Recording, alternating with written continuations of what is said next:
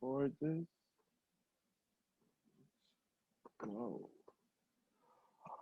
All right, everybody. Thank you so much for joining us back for our second episode of One on One with Courtney Starks. It is, first of all, I got to tell you guys from the bottom of my heart, I thank you for the amount of love you poured for our first episode with Lavelle Adams Gray. Shout out to the entire Power team for showing your boy some love, man. Like, I literally sat in the house like a baby and was like, yo, this is not happening. I had a couple of tears, just a couple little onions that came around my face, but I was really, really excited to start back. And I am even more excited now for episode 2. Everybody, welcome Dasia Richardson and her mom is Paula to our second episode. I know you guys have heard me talking about this young woman's story about survival, and this beautiful young mother will fight to get her daughter back. So welcome. It's an honor and a pleasure to have you both joining me today.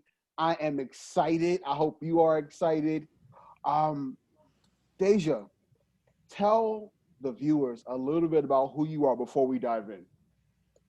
Well, greetings, you guys. I hope everyone's being safe out here during this COVID time. My name's Dasia Richardson. I'm a mom of an awesome 5-year-old little boy. I'm a survivor of human trafficking. I got in the game when I was 17, got out in the year 2017, and I've been making things happen. I've been keeping the peace, enjoying my freedom. I started my own nonprofit organization, and now I'm on the journey of helping other girls find their freedom, and boys as well. Yes. So, like you said, you are a speaker, a mom, an entrepreneur, but more importantly, we're going to dive into this a little bit later. You are a survivor, and we're going to get into what she survived, right? Like, 'cause a lot of you are looking like, what are you guys talking about? Well, just hold on, just be patient. Let's talk about you, Miss Paula. Tell the viewers a little about who you are. Oh, me. Well, I'm Dasia's mom, as we kind of stated. Thanks for having us, first and foremost. Welcome. I am a part of Dasia's team with her organization after going through almost 5 years of what you'll learn about here in just a few minutes. It was pretty much a no-brainer for us. We knew that we had to do something to bring about change in reference to the subject we're on today. And so I pretty much am I'm her biggest fan. I think I might be one of her biggest cheerleaders. I think she's one of the bravest people in the world. And so if you wonder who I am, I'm just in the background, pushing my baby forward and cheering her on to greatness. So yeah, I'm just a mom who was gonna do whatever I needed to do to get my kid back, pretty much. Yes. So for those of you who know, who've been watching, who've been reading, I've been posting a lot that Dasia Richardson is a sex trafficking survivor. Let's just kind of go back, right, Dasia, if it's okay, to the points in your life before you met your trafficker. I read that you were going through a lot emotionally, just being a teenager, being in school, being bullied, for being dark skinned. By the way, you're beautiful. So anybody who has a problem with this got a problem with me, okay? But we're gonna get back to this. Thank you, brother. You're welcome. Let's discuss that part of your teenage years in high school and what you had to go through. I mean, it wasn't the best. Like I said, I went through a lot of low self-esteem problems. I didn't have any confidence in myself. Growing up in a small country town, you really no one has really much to do. So I guess, the bullying came from those being bored and them not having anything to do. So it was like kind of nitpick on the weak ones. Like I was going to church and school all the time, and that was my main things I did. So like those were one of the things that they found to be weak in me. Also being dark skinned. Where I'm from, we're in the country. We have a lot of light skin. I love white people. We got a lot of white people out there. It's rare to find, a lot of dark skinned people out there. So I guess that was something easy, which tore up my esteem growing up. I didn't think I was beautiful. I didn't think I would fit in into any girl group or anything like that. Which is why I kind of like started going online dating and doing stupid stuff to make friends, going out of my comfort zone to make friends. Yeah. I dealt with a lot of peer pressure growing up, which was like, I don't regret it. I learned from him, but that led a lot to my decision making. Hmm. Being raped and molested when I was young by family members and pastors, churches that you go to, pastors that, you look up to, you know what I'm saying, do those things to you that also crushes you. And it broke me a lot growing up. So yeah, that like my childhood, other than that, like as far as the good things, I mean, I love the Lord. I enjoy going to church. I did a lot of speaking at the church. I like to write, so I did a lot of writing and stuff at the church. I participated in extracurricular programs in school. I was in every sport that you can imagine, even golf. I played a little bit of golf. I liked that. My favorite sport was volleyball. That was my thing. I was fast in track, which is why I can run good now. I'm pretty good. I'm pretty Okay. good. But I enjoy, spending time with the Lord and my family. We had family reunions and stuff like that. But yeah, that's Yeah. my childhood. And you said something just now which I didn't even know, and I'm sorry to hear about, like the molestation within the familial aspect of like growing up. Not only can crush you, but takes away that innocence, right? You Yeah, are already feeling like you're not worthy. I'm being bullied. I don't feel pretty. I don't feel beautiful. And now the person that I love and I thought I can trust is the same person that's going to do me dirty, right? So right. now you're broken. Now you're going through all of these things, and I heard, in one of your interviews about you saying, you forgave, over time you learn to forgive, but that still sits with you. You know what I mean? No matter what you say, at some point in time it festers, which then kind of causes you to go out of your comfort zone to kind of fill that void, right? At a young age, you got to fill this void of, well, what do I need to do to kind of feel beautiful? What do I need to do to kind of feel like I'm loved in here, right? And Right. you go on these dating sites, which I've learned was tagged, right? It's Yeah, tagged. I was on all of them. Tagged. I think MySpace and oh yeah, MySpace was live when I was young. That crap. I was on all of those different things. It was crazy. I started picking makeup and wigs and stuff. yeah. Crazy stuff. So we're in the point where you met your trafficker. Was it on tagged? I can't go into on which site I met him on. Okay. So you meet this man on a dating site, and talk about kind of what happened. Where was the start for you where you were like, you know what? Okay, I'm gonna do this. Like go with him. Yeah. Oh, everything that he said sound good. At first, like the first couple of messages, I did not talk to my trafficker at first. I thought, as girls, like girls, we do message us and we don't message back because we don't want to seem easy to get. And that's what I did. I ignored him the first couple of times he messaged me. And then he messaged me one good time, one of them good old chapter books of Mm, all these. You so beautiful and so fine. I can see us in the future together. I want to meet you. Da da da da. I got this. I got that. Flaunting his money and cars around, stuff like that. And I was like, sure, we can meet. And he ended up picking me up. And yeah, I thought he was beautiful. He was fine. He was a light skinned dude. I'm dark skinned. That was my thing. I like light skinned dudes. I'm not gonna lie. I do. And he was everything that a girl would want. Handsome. He talked nice. He seemed smart. Mm-hmm. Which we now know is manipulation. Right. It's totally manipulation. That, Just told me everything I wanted to hear and just, yeah. yeah, you know, and that's how most traffickers get them, right? Feed you all those empty promises, all those things that they know that can fill, that can Right. have you thinking, Hmm. and fill this void, right? Because I can see that you want this. So then you go with them, and Miss Paula, at what point did you get the opportunity to meet this man before she went with him? And how did you feel about him? Uh, I met him for the first time. He was presented to me as a boyfriend. And I really honestly think that's the stage. That's actually what she thought it was too. Mm-hmm. I remember coming home from work one day and I stopped at my grandma's first, and it was this truck that I didn't recognize there. And so I had gotten out and he was there. And so she brought him to introduce him to me. And right from the beginning, I didn't have a good feeling. And I told him, I don't have a good feeling about you.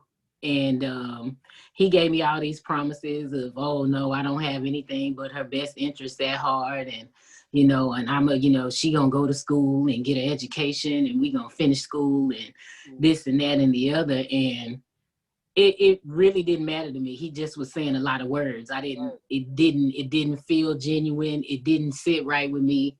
And I mean, I let it be known from the beginning. I don't know what it is, but it's something that's just not okay about the whole situation. When it's in your spirit, it's in your spirit. Like you can't shake that feeling. But Mm-hmm. Dasia was in love. Dasia heard everything that she Yep. hear, and there was no changing that because he was gonna give her the world, right? Yep. So now Exactly. you go with this man, and you decided, listen, this is what I want to do. You made me all these promises. You're gonna do all of these things. Where in the relationship did it turn, Dasia, for you? And you're like, oh, this is nothing like I asked for. How long into the relationship did you get to that point?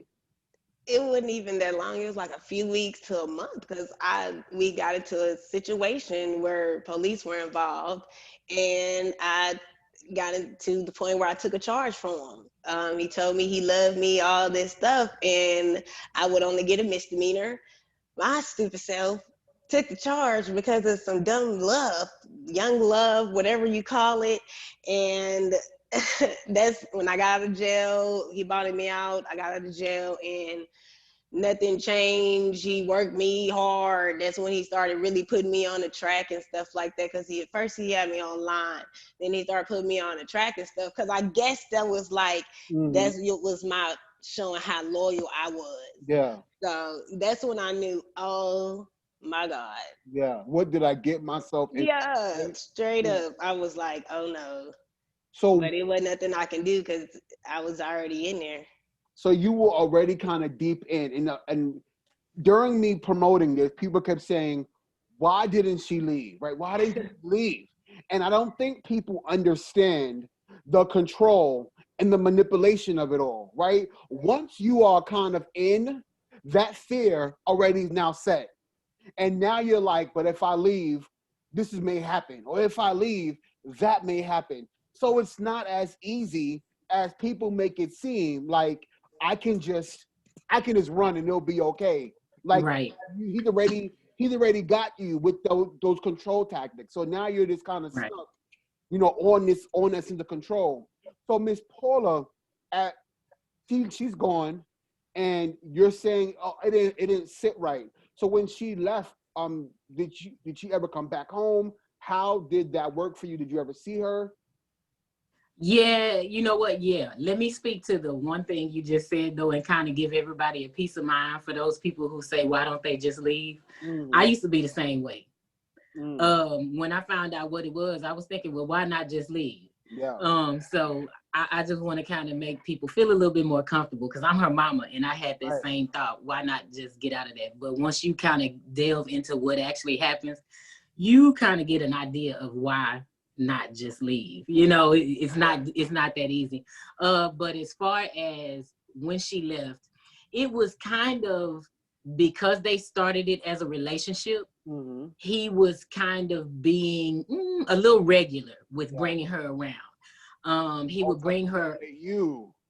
He would bring her around like to my grandma, you know, to make sure that the family was still kind of in contact and communication with her, to kind of, I guess, keep things looking normal. And even talking to Dasia after everything, that's what it was, you know, to make sure that we were thinking everything was normal. We weren't thinking something was weird. And so, yeah, it started off where we were kind of seeing her and hearing from her kind of regularly. But I think maybe the communication and contact started to kind of stop once I started getting suspicious. And when was that for you? When you were like, I know it was already in your spirit when you first saw it, but when was it like, oh no, this ain't right? Nothing. Let me tell you, I knew when a situation had happened and Dasia needed help. And I wasn't really sure what it was, but I knew it was something that was serious. I was thinking, now we dealing with something we don't really know about. And I was thinking, let me see what we can learn. But it actually ended up Dasia being the one to tell me exactly what happened. And she didn't say it with her mouth. What happened was she left a journal at my house. One of the weekends she had been there. Oh no. And she had left because he had come back and picked her up, because that's what would happen. He would bring her and he would come back and take her. You just never would really know. And he had picked her up this one time, but she left this journal. And that gave me everything I needed, because it was in her own handwriting. She was saying, I got myself into something that I can't get myself out of, you know, and it was there. It was in black and white. You know, she was detailing what she had gotten herself in. And so as I read line for line, I was becoming more and more angry, you know, and more terrified of whatever this is that she was in. And so once I knew it, that was it. You know, it was a mad dash to figure out what happens now. How do I get my kid back? So Dasia, so you're going through this, the hardest time in your life. When did you realize or acknowledge that this was like a trafficking thing? You know, a lot of times people don't put a name on it because they don't know, right? They don't know what's going on. So when did you realize that this was it? This was the name. This was trafficking. When I realized it was human trafficking and it was a legal issue was when I was on Bissonnet, and it was a nonprofit organization out there passing out the hotline number with the lipsticks and hand sanitizers and stuff. They just was passing out toiletries. And that's when they gave me one of them hotline numbers. And I seen it, of course, and my trafficker beat me up over it, because they, you know, our traffickers went through our stuff when we got back to the house or wherever we were staying at. And he ended up finding that stuff, and he beat me up over it. And that's when I realized, okay, this is something he don't want me to know about. And then when I started finding out about it, being one of the other girls that was with us, we actually started learning about it. And that's when we both realized, girl, we could be dead or in jail, because we was finding out news about other girls that were dying on Bissonnet and getting shot by the tricks out there. Yeah, that's when we were like, okay, this is really, really bad. Because, you know, I was already like that from when I caught the charge from him. Yeah. So now you realize that this man is a trafficker, and now you're kind of stuck in it. And then to make matters even more intense, you have a baby, you get pregnant. So now not only are you fearful for your own life, now there's another life in the balance, a child, a baby boy. How is that for you, knowing that in your mind you know what this is? A part of you wants to leave, but you're scared for yourself. But now you have this new life that you brought into this world. How was that in your mind? What did you have to go through? What were you saying to yourself? I was at a hate myself moment. honestly, because for one, I wasn't expecting the child. My trafficker didn't want me to have the child as well. He wanted me to have an abortion, and I didn't want to have an abortion. Of course, family didn't, family wants you to have your children and raise it and love it and care. Yeah. I was going through a lot emotionally. My trafficker was having sexual interactions with other women, and at one point I had a medical issue that scared the heck out of me, of course, because I'm thinking, oh my God, my child could be getting a disease from me being in this situation. We're doing things with other guys. I was afraid of that. I was afraid of my son's health, for one. Then I was afraid of, with my trafficker abusing me. What if, something happened and the baby, gets hurt in my stomach? And then it was points when I had my child and my trafficker would beat me with my kid in my arm. I was afraid that he'll get hurt in that situation. It was a lot. I dealt with emotional things with, my child being confused of who's the mom in the situation, because it was different women around, and things like that. I didn't want my child to see me in this situation when he gets 12, 14 years old, and he's like, okay, mom, what are you doing? You know what I'm saying? And I have to explain that I went through wanting to leave, and then my trafficker telling me about how Black women get rid of the daddies and the child grows up without a father. I mean, it was just a lot of crazy stuff. I can go on and on about my child. So at what point were you like, you know what, I have to write this down? Because no matter how crazy that is, that was the blessing for Miss Paula, right? Because now I know what this is. God, you have revealed this to me. Now, what do you want me to do next, right? Lead me. You're ready to let me this far. So when were you like, okay, I got to write this down? Because I don't believe in mistakes. I don't. And you leaving that journal there for me was what took me. I was in tears when I heard about leaving the journal, because like, you know what? For years, I know she was praying. I've read this. She was praying and praying and praying for you. And then to kind of know that this is the journal. Now I know what's going on with my baby. I know for sure, even though I already knew, now I know. So for you, Dasia, before I get to Miss Paula, when did you say to yourself, you know what, let me jot these thoughts down? I always been a writer. I grew up I've been writing since I was little, and it's just my way of getting my feelings, what I'm thinking out, everything I just write out. And in the game, we go through a lot emotionally. Yeah. A lot of us don't write it down. A lot of us cry it out, sing it out, rap it out, whatever we want to do, to cope with it. And my way of coping at that time was writing. And I started writing about my trafficker, the tricks, my dates that I was on, because I was upset about the older guys, and I felt gross a lot of times. So I always wrote, and I just at that time, it's crazy because I didn't even mean to leave that book there, but it was a situation where we had just came from Vegas, and my trafficker was talking about that hot stuff, trying to threaten the family, and I ended up sacrificing myself instead of my family and left with him. So that's Paula, because I'm trying to fight back tears, because I'm like, you can be my sister. You know what I mean? You can be my cousin. So like, it is so real. Miss Paula, I know there was a point, I'm not sure if I watched this or somebody, I was reading this, but there was a point where Dasia came home, right? And then she left. So for you, how was that moment? Like, she's here, I got her, and now she's Let me tell you, that was gut-wrenching. Look, I got a tear in my eye, and it's because I thought it was over. I thought I had won. I thought we had won. My family had won, and we had defeated him. Praying. Yeah, and that's what was funny, because when we got her, I started calling all my people that was praying.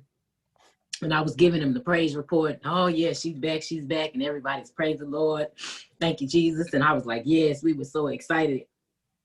And it wasn't even, Dasia, it wasn't even days, was it? I don't even think we had days. I think we might have had a day or two with her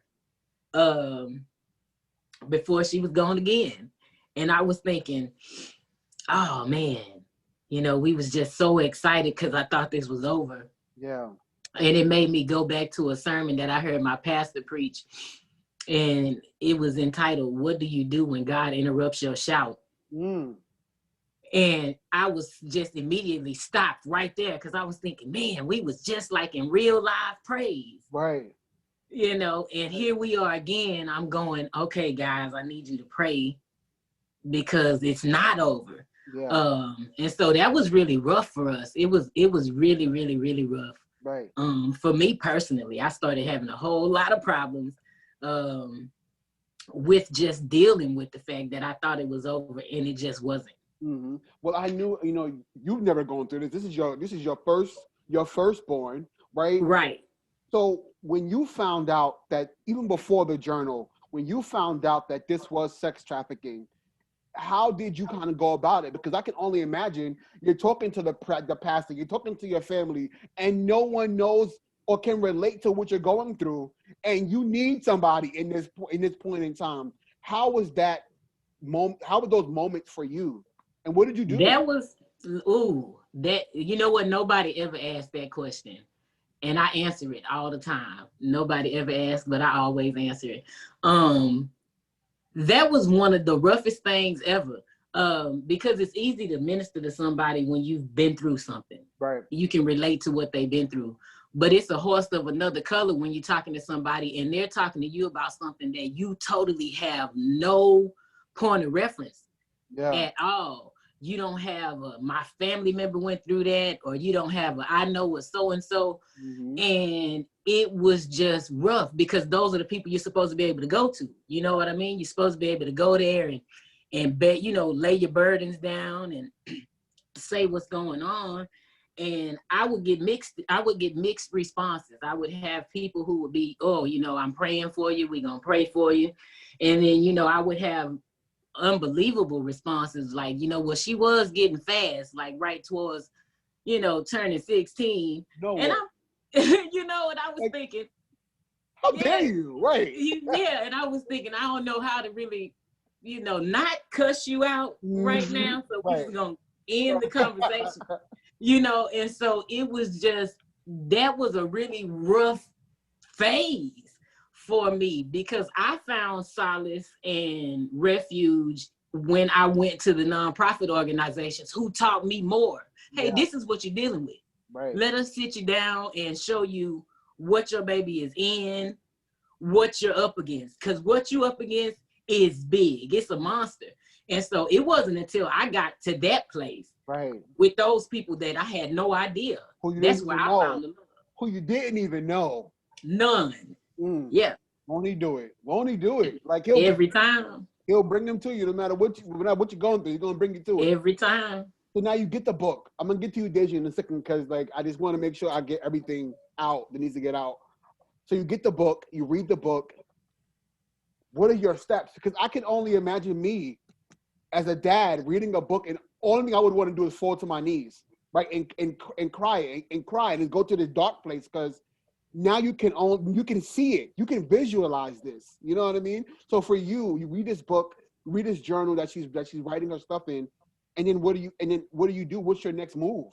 Let me tell you, while I'm reading, I'm screaming and I'm crying and I'm rocking like Sophia on Color Purple. And I'm calling my best friend and I'm screaming in her ear and I'm saying, hey, you got to come home. I know you're at work, but you got to come home because we were roommates.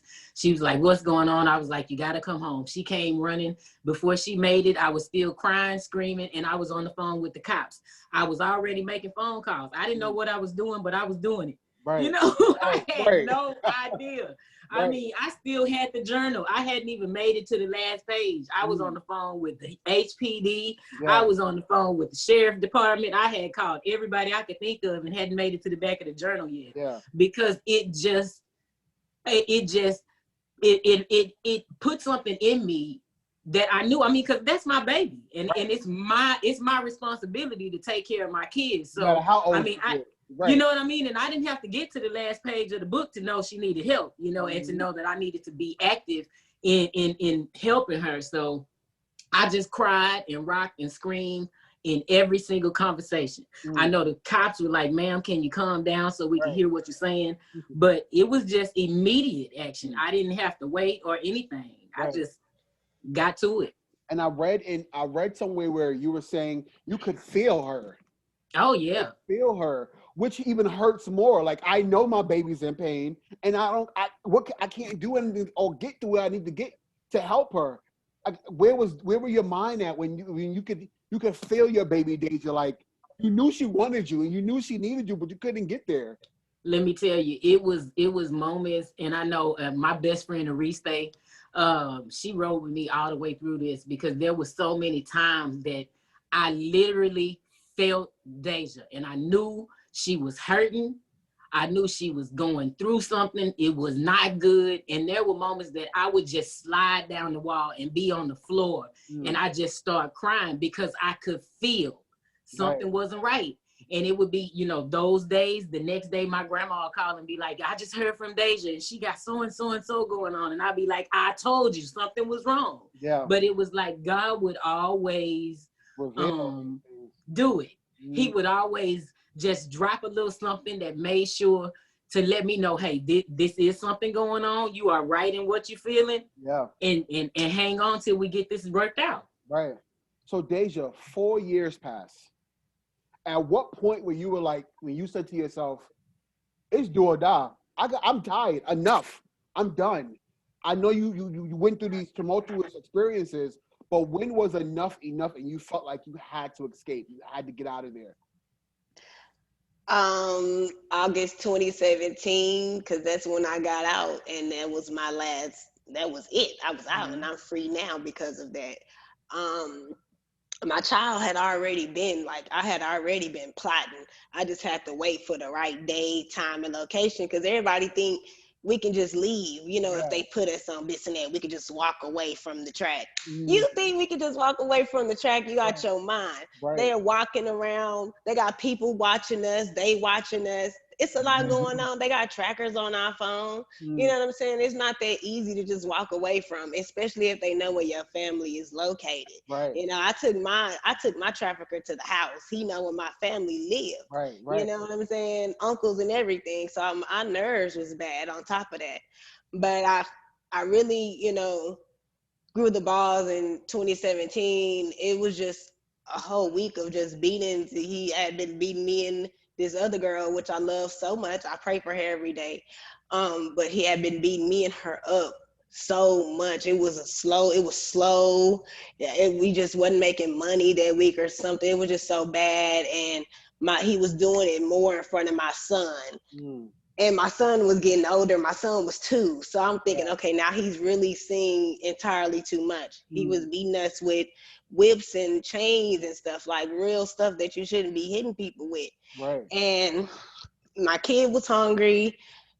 He needed some food. I was like, I'm the mama, I'll go. And he trusted me to go because I am the mother. Right. And that's when I took the exit, because I was like, this is too much. I was really beat up bad. Like, I've been beat up, but that day I got away. I was out of there. So oh man, it's hard. I'm sorry, y'all. I'm even going through it because I'm hearing this and I can just see this. So you had a choice to make. Yeah. You or your child. And I can only imagine, and I don't have any children yet, but I can only imagine that choice. In the midst of that moment, like I have to leave my baby behind because this is going to save the both of us. Where were you at in that moment when you knew you had to make the hardest decision of your life? I was confused, scared, angry. I dang near was gonna murder my trafficker. Thank God I didn't go that far, because I'll probably be in jail because the system don't understand it. You know what I'm saying? But I was just, my emotions were everywhere. But I tried to get my kid and the other girl out of there. I tried to get us all out of there, but it didn't go like that. And I just had to think, now you get out, you could get your kid back. Probably not. Worst come to worst, he'll be with the trafficker's family, which my son was, due to a situation we had with the legal system. And I was thinking, but I don't want that, because all my trafficker gonna do is take my child from his people and have him all around the world. Because he had already kidnapped them and took them across state lines already when I was locked up to keep me in the game. That's why people, I mean, like, you don't understand. He held my child as a decoy to keep me from leaving at one point at the time. So that's what it aggravates me when people go, "Why don't you just leave?" What? Do you read? Do you watch? What are you doing at home besides judging? You know, right? Because that's all you're doing is judging. You know, but it was hard. It was the most devastating decision I ever had to make in life. I made a lot of choices, and I feel like that was the most grown-up decision I ever had to make as an adult. I wanted to be grown, and the Lord did that. He was like, "Well, I'm finna make you grown in this moment," and He did, and I had to grow. Yep. And I had to do what I needed to do. I left my son. I did the right steps of going through, proving that I'm a good mother. I got my own place. I did everything that I needed to do to get my child back, and I did. He's with me now. Right. So, Miss Paula, in this moment, and this is where it gets real, you've been praying all this time, you know, God ended up, you felt like, I can only imagine when she left, you're like, God, why, right? Now we're blaming God, we're upset with the world, we're mad at everybody, but then you get a call from Dasia, like, come get me. Like, come get me. Where were you at in that moment, and what did you do? I was at work. Let me tell you, I was at work, and I had already told my family I'm never gonna change my phone number until Dasia gets back, because I don't know what phone number she gonna call me from, but she gonna end up calling me one day, and I'm gonna make sure I get up and go running whenever that is. And even the job that I was working, my supervisor at the time, she was aware of her situation, and she already knew whenever the call comes, I'm just leaving. Right. You know, we ain't gonna talk about nothing. I'm just leaving. And I remember I was sitting at my desk and I saw this phone number and I almost didn't answer. And I almost went back on my own thing. And I was like, no, let me grab it, because I was in the middle of a report. And so I answered, and when I answered, it was her, and she was screaming, right, come and get me, come and get me. I got away. And so I just was immediately up. I didn't turn nothing off. I didn't, nothing. I just left, grabbed my keys. And I just went running. I didn't even know where I was going at the time. I was just driving, waiting on her to tell me where to be, because I knew it was over. I heard it in her voice.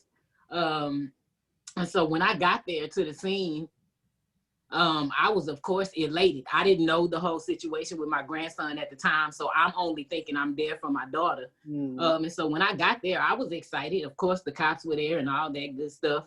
And so I'm going to her to hug her because I'm glad the situation is over. And when I reached out to touch her, she winced. And so I was thinking, what's going on? You know, and I looked at her, she was bruised and scratched and scraped and black and blue and, you know, and all of that. And so then I was like, I was happy, but now I'm pissed. Right. You know, and so it was just a roller coaster of emotions on the day that we got her. And then when I learned that there was a whole situation with my grandson, I was thinking, oh, this is turning into just like, I don't know. I don't know. Right. You know, we didn't know what to do with it. And I was thinking, okay, so we just really had to just stop and rest in the freedom part first. Right. And just in that moment, you know. Yeah. And it was taking it moment by moment. I can only imagine, because, you know, one thing from speaking to my person that I've known who's going through this, you don't go back, you don't just come back the same. And I can only imagine, Dasia, what you were going through when you got back, right? The mind of a person who's now, who is free, but mentally is still caged, right? Mentally is still locked into what you've gone through in all these years. So how was that relationship when you first came back home? Because people think, oh, she made it back home, she's fine. No. The process doesn't stop. It still goes every single day. The healing doesn't stop. It's just starting. You know what I mean? So how was it for you? It was hard because before I got out, my trafficker had got us hooked on cocaine. So I was already hooked on drugs and stuff. And when I was already broke, and when I got out, I didn't think my family would understand. I thought they was gonna judge me. I thought, I thought a lot of things.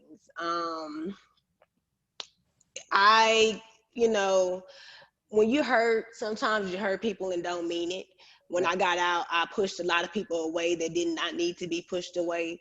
I put up these real tall barriers. I probably missed some good relationships because I was afraid that everybody would hurt me. I was very fearful of everyone at that point. I just thought everybody was out to get me. the trust level was down.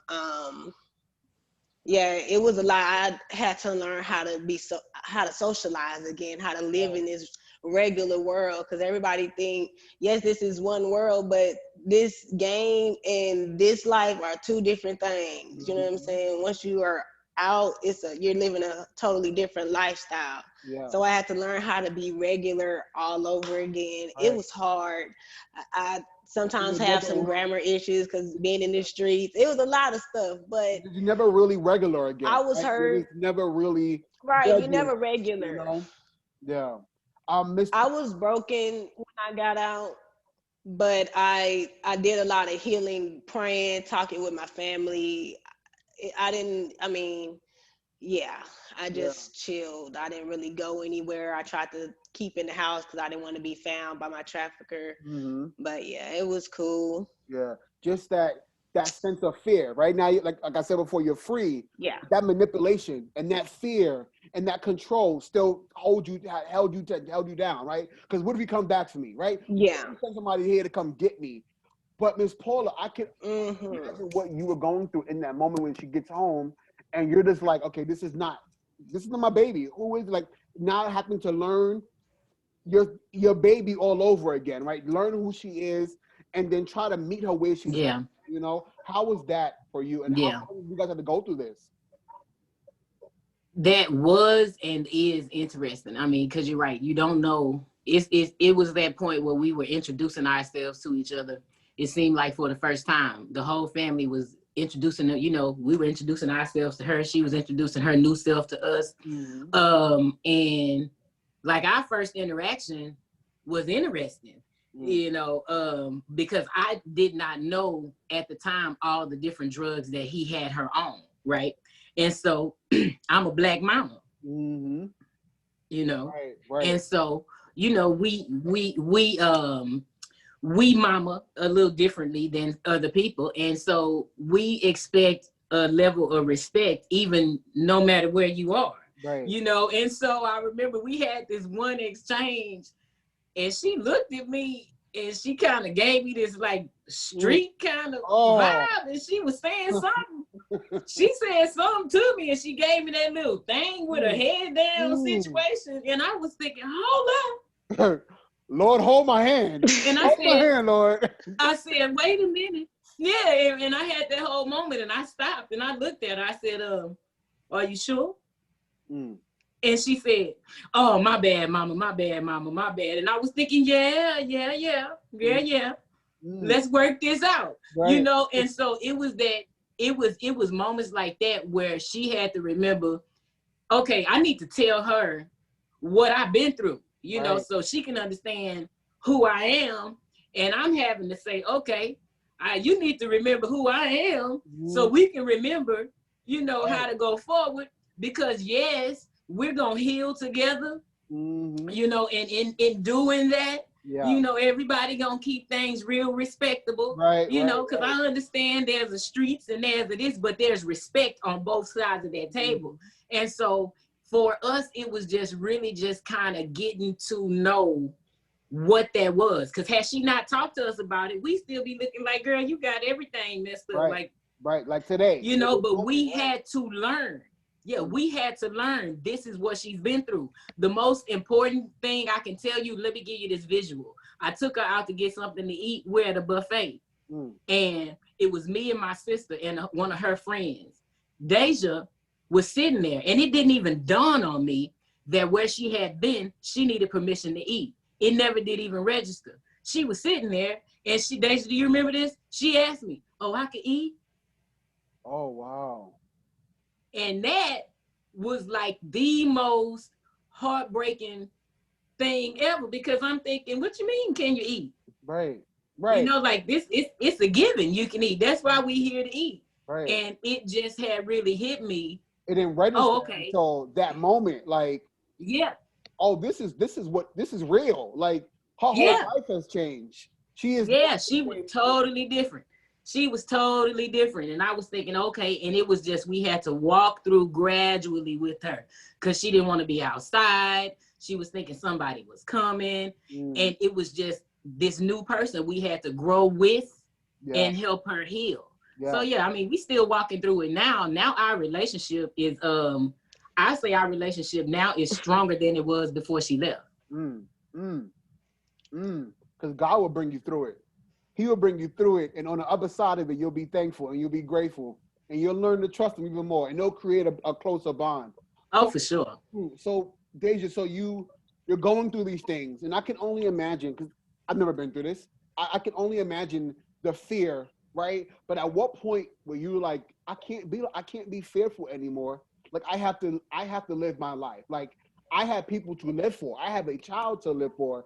I have a life that I can't, there's people right now who need to hear this. So at what point were you like, enough, I have to find my way out of this?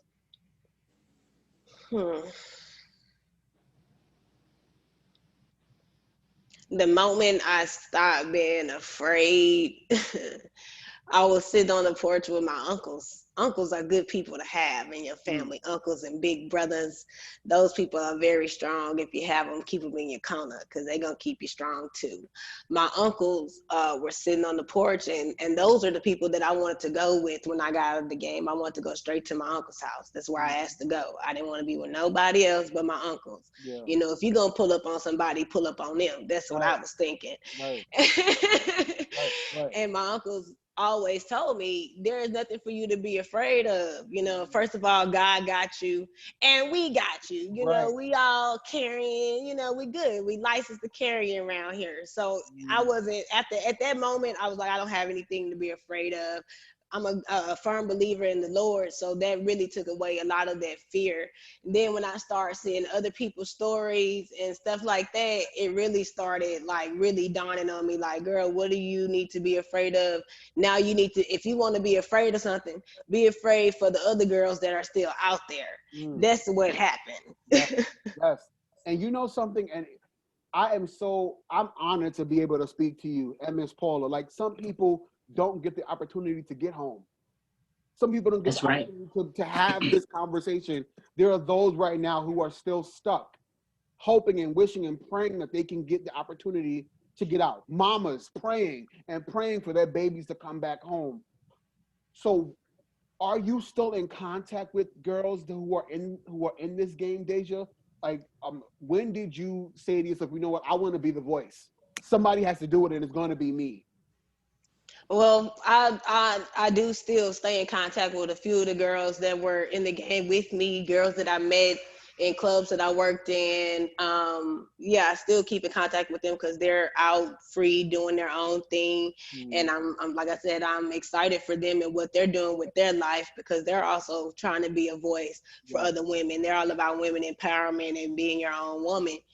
But I've been wanting to help. I just didn't know how to do it and where to start because I didn't want to come off religious. I didn't want to come off this. I didn't want to come off, a certain way to where I'm not able to reach everyone. You know what I'm saying? So I had to sit with myself and my family and figure out a new system to be able to be a voice and reach everyone, not just on social media and stuff like that. Because I know everything is on social media.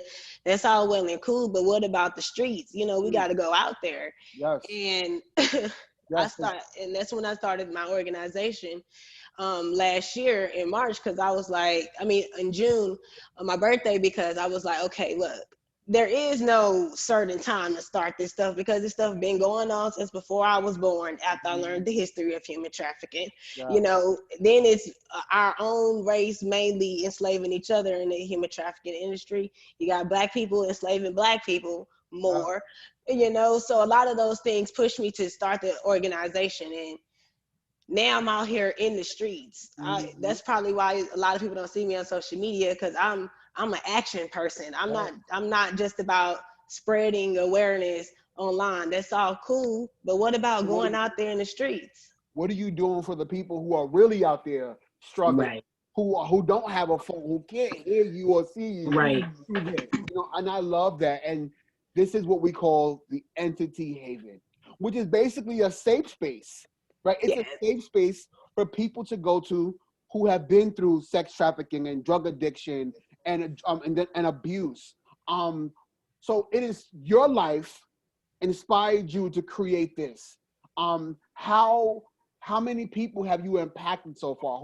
How many stories have you heard from people like, listen, I needed this.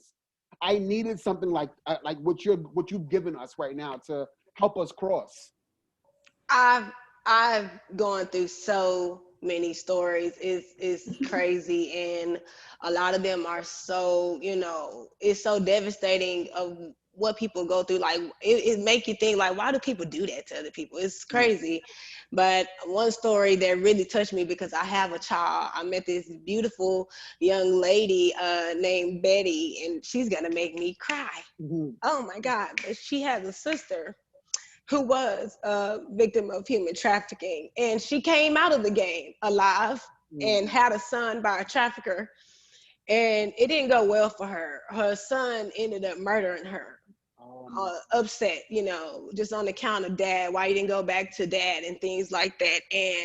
And that's one of the things that I'm working with her on, and helping, traumatize children. Because hearing stuff like that, like your kid doing this, doing that, that's devastating. I've heard lots of stories. I have a sister that has cancer right now, who is a victim of human trafficking. A lot of people, don't think that cancer is in the human trafficking industry. It Right. is, Right. that stuff makes me cry. I'm sorry. No. But I hear a lot of devastating stories and touching stories. It just breaks my heart. Yeah, I love that you said just now that there is no set thing or person that it comes after, and I love that you said that it can happen to a man, it can happen to a woman, a black person, a white person, an Hispanic person. It's in everything type of trafficking, and people don't realize that. We always kind of, even me, I was so unknowledgeable to it until I heard your story. And I've always thought, oh, probably it's a woman thing. Men don't really go through this with other men, but that's not true. That is not true by a long shot. Miss Paula, once you became knowledgeable of what this was, and we're able to kind of call it by its name, we kind of get to the defeat of it. What were you able to tell other mothers who were going through this, and what can you tell them now about, for those who are fighting in this moment? You know what? I just had a conversation with somebody earlier. They came by to drop off a bunch of donations for Dasia. And she was a mother. She is a mother. And she was saying, I checked on her daughter. I was like, how's your daughter? She was like, oh, she's doing all right. Oh, but she's starting to feel herself. Mm. And it didn't hit me until right then that those words make me so nervous now. Yeah. And I found myself talking to her, and she was saying, yeah, my daughter's feeling like I'm, too much because I'm in her social media and I don't let her do this. And I told her, I said, don't you stop. Yeah. Because as the days are changing, so is trafficking. Mm. And everywhere that your children go, that's where they go. Yep. Everywhere, Yep. And I told her, I don't want you to sit and get comfortable at any point thinking, oh, she's fine playing this little game or doing that little virtual thing, or she just met so-and-so and I don't really know him that well. No. Right. Be as nosy as you need to be, Right. because they are getting creative. I Mm. sat and talked with a mother, and I just shared that story. I remember talking to a mother who was saying, my daughter was being trafficked and was at home with me every day, and I didn't have an idea about it. Because they had scared her so bad, tortured her so bad, that she was sitting on the end of the sofa, and I had no idea she was being trafficked every day. Oh my God.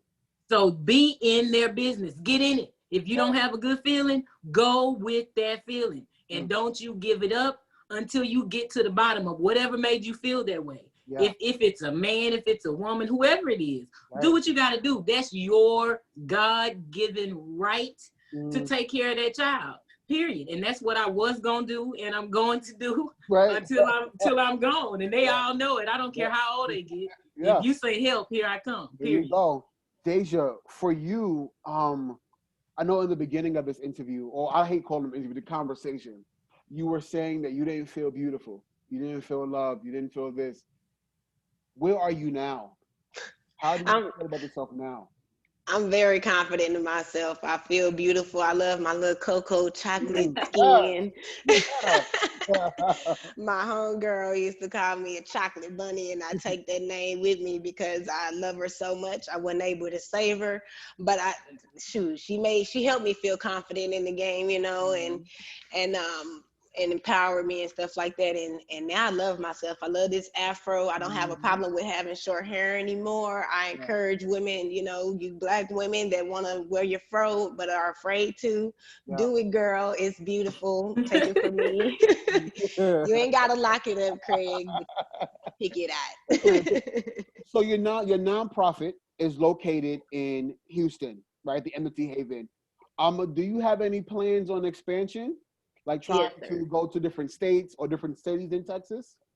Yes, of course. Right now, Houston is our main focus because this is our hometown and one of the major hubs in America. Everybody from out of town come to H-Town during the holidays and conferences. But we do in the future plan to expand because it is a global thing. Right. We do plan to go to California and Vegas, places that I've been trafficking and other places. If you could tell somebody right now who is going through what you went through, what advice could you tell them? What could you say to them that can probably save them from even getting involved with what you went through? Before you make the decision, find a good friend or a family member that you trust to talk to about how you're feeling, someone that you can vent to about, if you're having a low self-esteem issue and you're like, I want to leave right now because of it.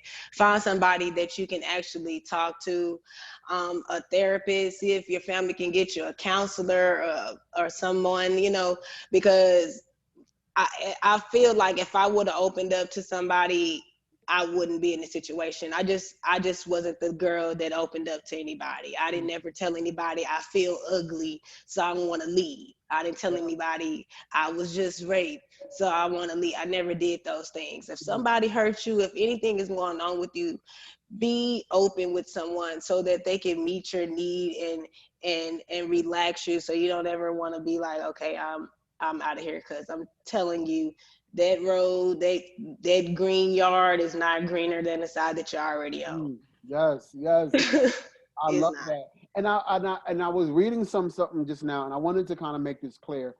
One thing that Ms. Paula was making perfectly clear earlier was that a child can be in the house. I know this question, they were asking this question. A child can be in the house and a parent can be as strict as possible, and this can still happen. This can still happen. So for those people who are asking, well, where was the mom at during this whole thing? She was there. She was right there. She wasn't letting it happen. She wasn't aware that it was happening. That's why Ms. Paula was saying, you got to get in the business. When it's in your spirit and you feel it, don't ever let that moment pass. Don't ever let it sit too long. When you feel it, you know it's God. When you feel it, you know it's God, and you act on it. Dasia, if you could go back and talk to the person you once were, the person who was sitting at home and being bullied and not feeling beautiful and kind of feeling broken, what would you say to her now? You are beautiful, you are smart, you are strong, you are wise, and you can be whatever you want to be in life. No one can stop you from being you. Mm, mm, Period. period. Where can volunteers and donations go to help assist with the Entity Haven? Well, we have a website of theentityhaven.com. We have a GoFundMe up for the Navanes, which we are working towards our facility where we'll go to housing victims that are going through the human trafficking. When they want that exit, they have a safe place that they can go to, guys. Mm, They have everything they need, the resources, the healing, the counseling, the yoga, all that stuff. They have everything that they need. That's one thing that we're working on. So if you guys want to help us with that, that would be awesome. Our goal is to have that open within the next 2 years. Come on, 2022. Is that, yeah, right, 2022. Come on, 2022. Okay. Also, we have a fundraiser on Facebook. It's called Someone to Bless. That is our winter fundraiser. It's cold out here in these streets, y'all. They want to be warm too. Their traffickers are not providing them with hand warmers. They're not providing them with masks. We know this because we go out there often. Right.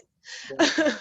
Wow. So that's one thing that we're, doing a fundraiser for, so that they can have warm clothing, masks, toiletries, jackets, leggings, everything. So if you guys want to help us provide that stuff, that's what we're doing that fundraiser for. Okay. I mean, we mentioned the internet earlier today, and we know like that's where most of the traffickers they leech on to. They get you through the internet because they can feed on your insecurities. They can feed on what they feel like you are missing or what you're lacking. And if you don't feel it within yourself or you don't see that in yourself, they can catch you. So what are 3 things to look out for when you feel like you're being trafficked? What are 3 things that a trafficker can do to kind of get you on alert? Like, okay, this may not be okay. Sell you a dream. If anything sounds too good to be true, it's probably too good to be true. If they telling you they just rich and stuff off rip, I think that's like either a lie or too good to be true. You want to kind of figure out what are they doing, to make that money. I can't say everybody, is not wealthy. Some people make the right decisions in life and become wealthy, but you want to look out for that. If somebody just want to meet you off rip, just like same day action, that's kind of suspicious. You want to get to know somebody first, especially during coronavirus. That's a risk as well. And promising too many things like a relationship, if they automatically just want to jump into a relationship off rip, I think that's kind of suspicious too. Yeah. And Miss Paula, what about you? What are 3 things you can tell moms who may not be aware or may kind of feel what you felt when it's time? Like, what can you tell them so that they can stay on heavy alert? Pay attention to the changes because they are happening. They do happen. It may be subtle changes in behavior. Excuse me. It may be, changes in attitude. It may be all of a sudden they want to be independent. They can't wait to leave. Life is boring. Pay attention to what they're saying because a lot of times they're saying it. We just ain't hearing it. Right. We're hearing it as, oh, that's just a teenager. But a lot of times the things are getting said. So really, really pay attention to everything. Everything they're saying. If they're changing all of a sudden their outfits are changing. Yeah. Question it. Don't question yourself, question them. Don't ever find yourself going, I wonder if I'm. No, go question them. Ask them every question you getting ready to ask yourself. Ask your child. Right. Don't be afraid. That's your baby. Guys, this has been amazing. Like, we got through it because I was we made it. I got one tear at the end. I think this is book movie worthy. I just feel like this story needs to be heard all over the world. Like, to be able to sit back and say, this is what I've been through, but God, I've made it to the other side. Right. And now I can be a walking, living testimony to so many other people. For me, it does it for me, So speaking about books and movies, do you have any upcoming projects coming up? Anything in the works you can tell us, Dasia? It may even be outside of the Entity Haven. Yes, we actually are getting ready to work on our documentary coming up. We haven't named it yet because this is something big and sensitive. We want everything to be right, but it'll be involving me and some other survivors who are survivors of human trafficking. Some that's not, that has family that's been in it. We have some medical people that can, give us a little insight about the diseases that we face in the human trafficking industry, and counselors and stuff like that about trauma. And that's major. We're excited about that. That's one thing that we're really, really excited about. Yep. We also got we've got a story that we're working on called Nava Night. And it's our take on a superhero meets human trafficking type situation. It's not a documentary. It's kind of a comic. It started off as a comic strip. Yeah. with a superhero, you know, who is a trafficking survivor. And so that is really, really exciting. I think she put the first episode is in her newsletter that she just released. She just released the newsletter January. The first episode is in it. So make sure y'all go and read it. Tell us what y'all think. Priceless Boss. Yes. Please, please, please, everybody, give a round of applause or some claps, put some hearts in there for Miss Dasia and Miss Paula. It's been an honor to have you. Thank you so much. Thank you for having us. No, you are part of the Courtney's Corner family now. So now you're stuck with me. You know what I mean? You're stuck with me. I will be leaving some information for those of you right now who know somebody who is going through sex trafficking, who's going through these things. We're going to leave a hotline number as well as all of Dasia's information to be able to go out and give them their help. Don't wait. Don't allow this to sit in with you. Don't wish on the shoulda, coulda, wouldas. Whatever you can do to save a life, make it happen today. Yes. Oh, this is episode 2. We got so many more to go. But once again, this has been an amazing time. I enjoyed myself.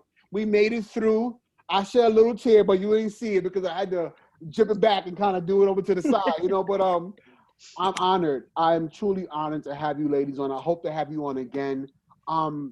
And if I can say anything to you two is thank you for your existence.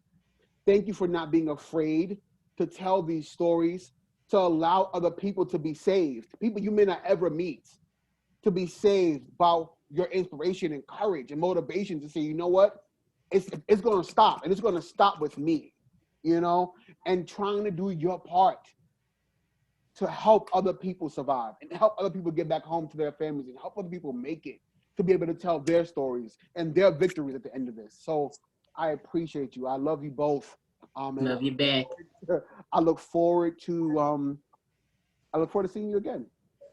So I love you too, brother. All right, y'all. So we'll see you tomorrow for an all new episode of One on One with Courtney Starks.